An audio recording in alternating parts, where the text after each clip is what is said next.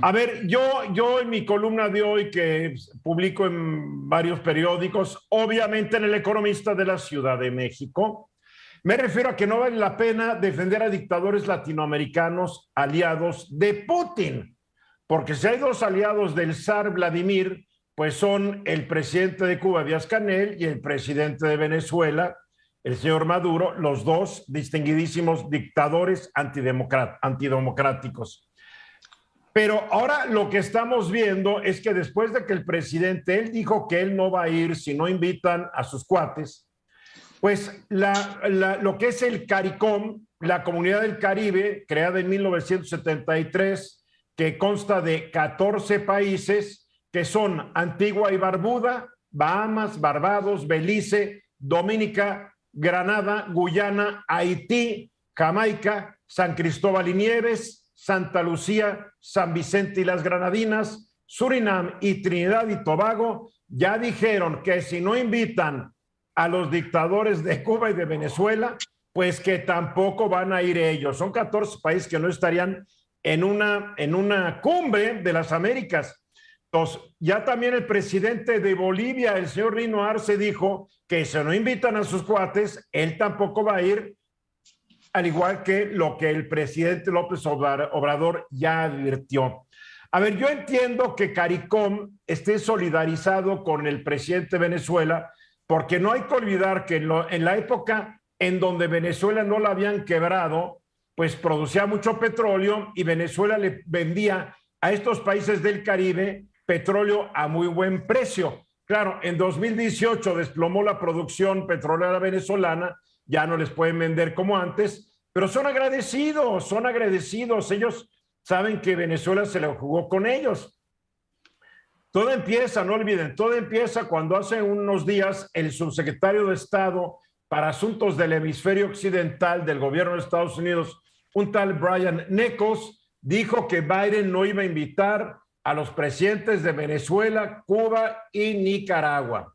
A ver, yo estoy de acuerdo que una reunión que se autodenomina cumbre americana, cumbre de países americanos, pues no es verdaderamente una cumbre de países americanos si faltan presidentes de los países americanos.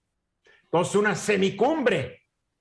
También entiendo que Biden no quiere ver a Castro, ni a Ortega, ni a Maduro, como yo tampoco los quisiera ver, porque son seres totalmente despreciables. Pero lo que no entiendo es por qué el presidente de México se la está jugando con estos que no representan mayor interés para nuestro país, más que el presidente de México se sienta muy importante en estos países subdesarrollados, que hablan español. Él ya lo dijo, México es como el hermano mayor de estos países, excepto Cuba, ¿no? No entiendo la posición del presidente de México. Ayer lo dije, hoy sigo sin entenderla. México arriesga mucho.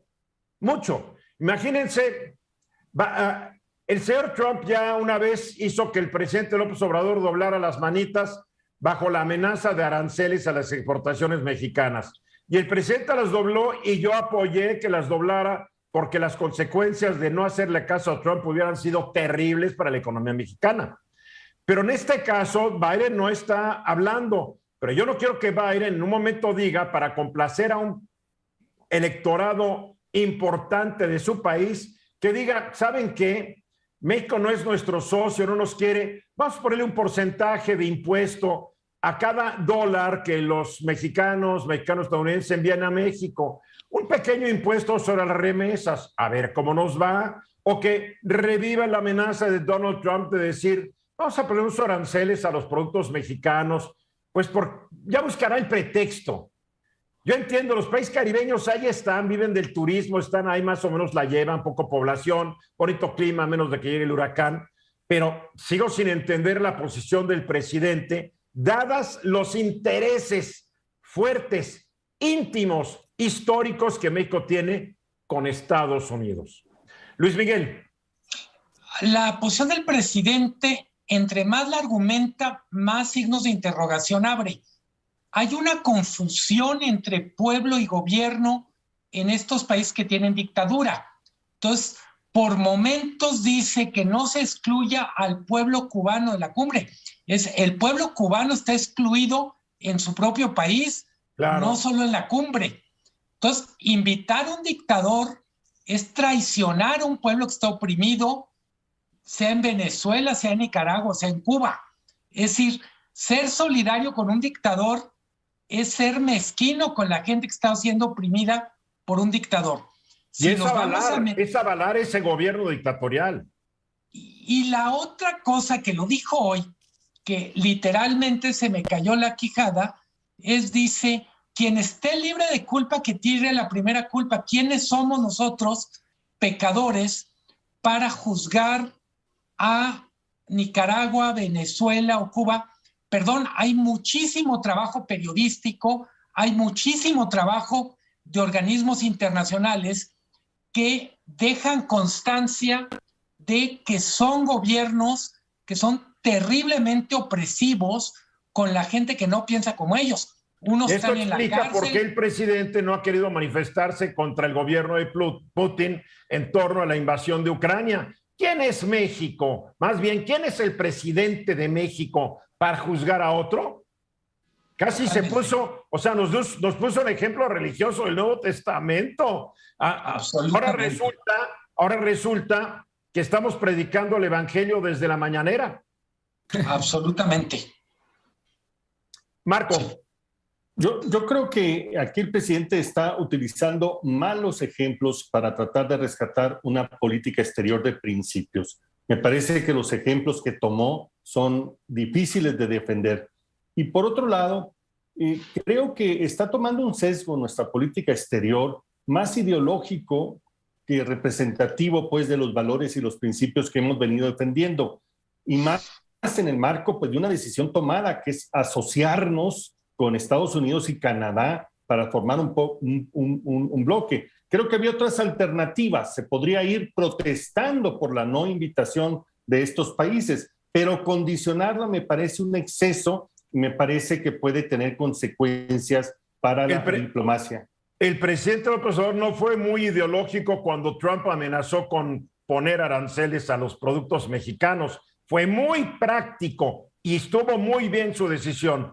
O sea, dime, ¿cómo comes tacos de ideología en un país con tantas carencias como México? Por favor, Luis. Y justo lo que decía mi tocayo, no es que el gobierno mexicano esté juzgando a los demás países, ni que el gobierno americano esté juzgando a los demás países, es que existen organismos internacionales que han documentado puntualmente las violaciones graves de derechos humanos que suceden en esos países. Y entonces una respuesta natural de estas democracias es, mientras esas violaciones a derechos humanos persistan, yo te aíslo del resto del continente, ¿no? O por lo menos en mi casa no te invito, ¿no? Y es válido porque es la casa del presidente americano. Pero ¿no? También tiene razón, es una cumbre de las Américas. No tiene ni por qué darles la mano Joe Biden. Así de fácil. A ver, no, punto. Es un club y quien crea un club tiene derecho a escoger quién pertenece y quién no. Es un club de democracias. Bueno, hay muchos invitados que no son demócratas Eduardo, tampoco. Pueden ser imperfectas, pero una democracia imperfecta es mejor que una dictadura. Yo creo que el presidente debería haber manejado más diplomacia todavía. Había tiempo, había un par de semanas para manejar más diplomacia. En fin, todas las cosas se pagan. Mensajes.